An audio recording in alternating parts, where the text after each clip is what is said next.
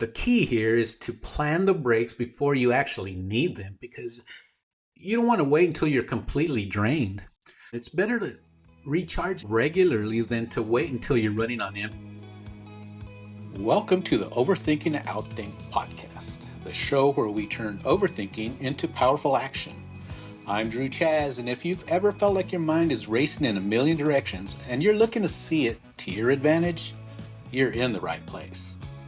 This podcast is all about helping introverts like you to stop overthinking and start outthinking, embracing your natural strengths to lead with confidence, calm, and clarity.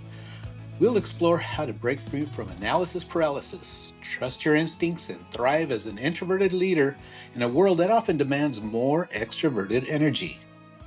Whether you're building your online business, leveling up your leadership at your 9-to-5, or just finding ways to own your quiet power, every episode will leave you with actionable tips and inspiring stories to help you take the next step with purpose and confidence. So if you're ready to stop overthinking and start out thinking, let's dive in. Hey everybody, welcome back. I hope you had a good week. My week was pretty good. I can't complain, but this week I've been thinking about my 9-to-5 and my career. And I've been at my company for about 27 years now. And I remember when I first started and the struggles that I had as an introvert, because at that time, introverts were thought of as a weakness. We're going to talk about that this week because I want to make sure that you guys understand that your introverted powers are not a weakness, it's a strength. And today, most leaders are more effective when they're introverts. And I'll tell you why. So come on in, let's get going. I'm sure at times you've wondered if the business world was really built for extroverts, not for introverts. Even if you did think that, just know that you're not alone. Most of the time, it seems like the loudest voices get all the attention and they get noticed by everybody. And the introverts, I know in the past, like I said, when I was first starting my career, the people that didn't speak up in meetings were the ones that were left behind or not noticed or not seen. I tell you what, the people that can network without much effort are the people that get ahead faster. But here's what most people don't realize. Introverts have natural strengths that can make us incredibly effective in corporate settings. Today, we're going to cover these strengths and learn how we can use them as introverts. We're going to talk about practical ways that we can make your mark at your work while staying true to who you are and your quiet nature. No more being the life of the party or being forced to speak up at a meeting just because you have to act like somebody else. You don't need to be an extrovert to succeed at work. In fact, trying to be somebody that you're not, that's just going to hold you back even further. Your natural way of working is actually perfect for today's complex business world. Think about how you naturally process information. While others are jumping into discussions, you're actually taking in the whole picture. You notice things that other people miss. The deep understanding is incredibly valuable in solving complex business outcomes. You're also likely great at one-on-one conversations. I know I was. And what got me started actually going from being unnoticed and unseen is I set up a one-on-one meeting with a director, and I went in there and I told him that I wanted to be moving up the ladder. And he flat out told me, you're not going to be able to do it because you're too quiet. You got to be more outgoing and you got to be seen by raising your voice in meetings.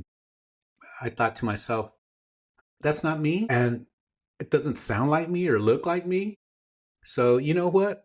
I'm going to have to just prove everybody wrong that what I have is what it takes, because I know my thinking is perfect for this business. And I know that I have solutions to all these problems that we're having. They will notice. While big networking events might drain you, it's your one-on-one deeper relationship building that is going to get you where you need to be. These strong individual connections often lead to better collaboration and more trust from your colleagues and stronger business relationships. And also, your careful thinking helps you spot problems before they even happen. When you speak up in meetings, people will learn to listen because they know that you've thought things through. And this natural thoroughness makes you excellent at planning projects. It also helps you do a really great job at managing risks and making solid decisions. Now, how are you going to use these effectively at work? It's about making an impact without having to shout. Let's talk about meetings. First, use your natural planning ability. And before meetings actually start, prep yourself. Take time to review the agenda carefully. Write down your main points.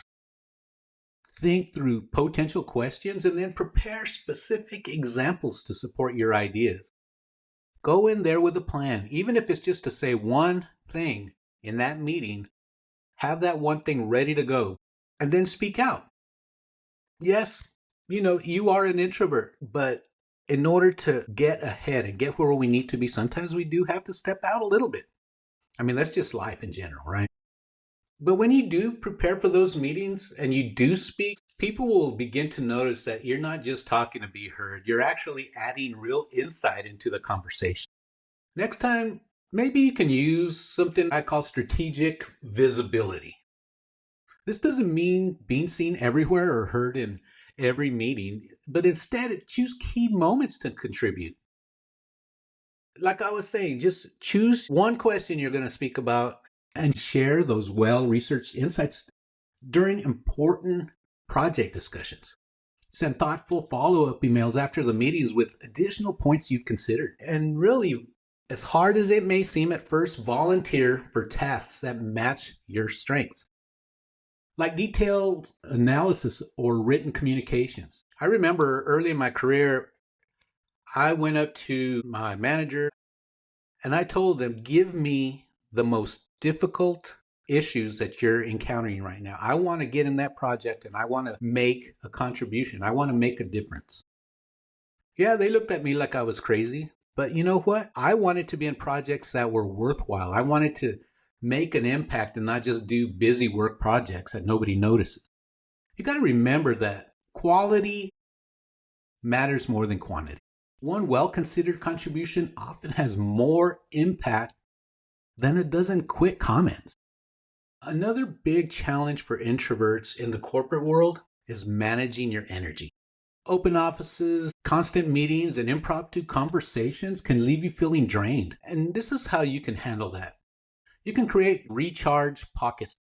These are small breaks where you can step away and reset. It might mean like taking short walks between meetings or finding a quiet spot to review your notes. You may even want to schedule focused work time when you can work uninterrupted. I know that many times I step away. I have to either go outside or I'll just go into a meeting room and just recharge, get my thoughts together, and focus on one thing so that I can re-energize myself to go back out. The key here is to plan the breaks before you actually need them, because you don't want to wait until you're completely drained. It's better to recharge regularly than to wait until you're running on empty. Also pay attention to when you're at your best and learn to work with your natural energy patterns. So schedule important presentations or meetings during your peak energy times. And save detailed independent work for when you need to be quieter or you need quiet focus. And really just block out that time in your calendar for deep work. This is only going to help your reputation.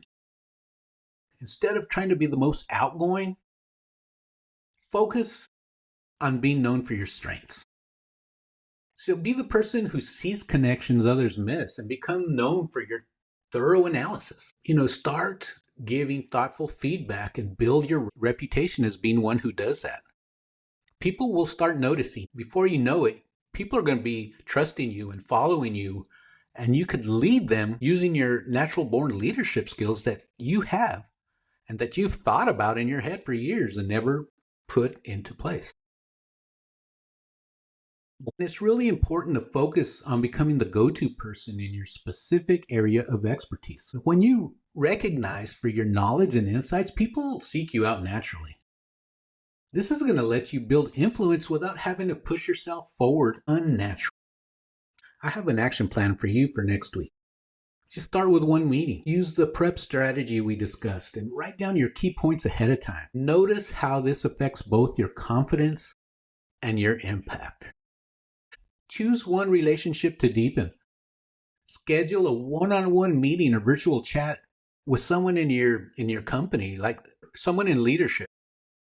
Another thing I did is I seeked out somebody that I knew I could trust and I can count on to give me advice on what I can do and some feedback on what I'm doing to be able to ask for that promotion or ask for that raise that I really know I deserve.